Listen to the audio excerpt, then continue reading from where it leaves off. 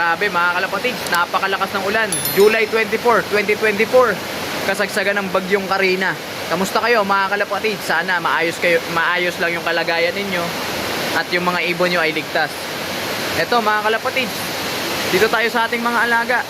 Ayan, nilagyan ko ng trapal kasi naanggihan sila para safe yung ating mga ibon. At eto naman, kahit pa paano, tuyo pa naman yung kanilang mga balahibo. Ayan mga kalapatids, kahapon lamang nasira yung bubong nila dahil nga sa sobrang lakas ng ulan, nabasa, na-soak dahil nga cardboard lang yon. Ayan, pinalitan na natin agad.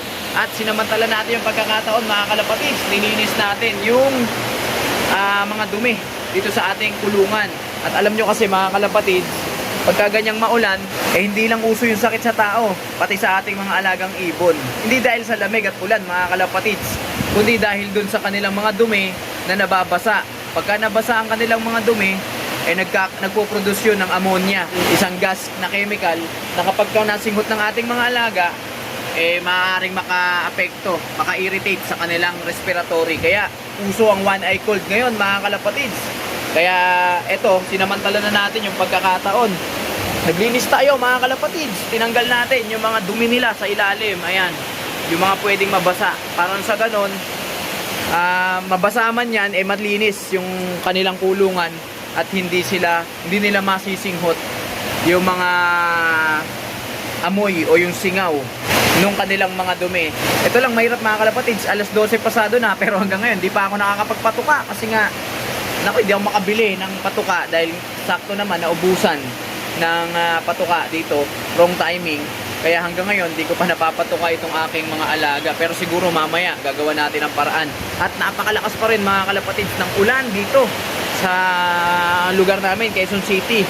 Sana sa lugar ninyo nasa maayos lang kayong kalagayan. Yung mga kalapatids natin dyan na may mga lakad pagka ganitong umuulan at may bagyo at bumabaha, alam nyo na dapat ang galawan, huwag nyo nang ipilit mga kalapatids. Alam nyo naman ang mangyayari, may stranded lang kayo, maabala lang kayo, at baka hindi pa kayo makauwi sa inyong mga mahal sa buhay dahil nga kailangan ninyo magpatila ng baha at ulan hanggang sa humupa ang baha. So sana nasa maayos lang kayong kalagayan mga kalapatids. Samantala dito naman tayo sa ating breeders area, okay naman sila.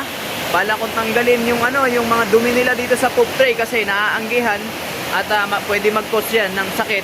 At ito rin, ang bilis nila mag-accumulate mga kalapatids ng dumi. Ayan.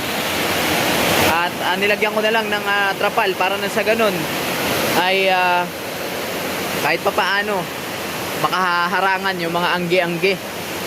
Yun, shout out doon sa aming kapitan na nasa trapal.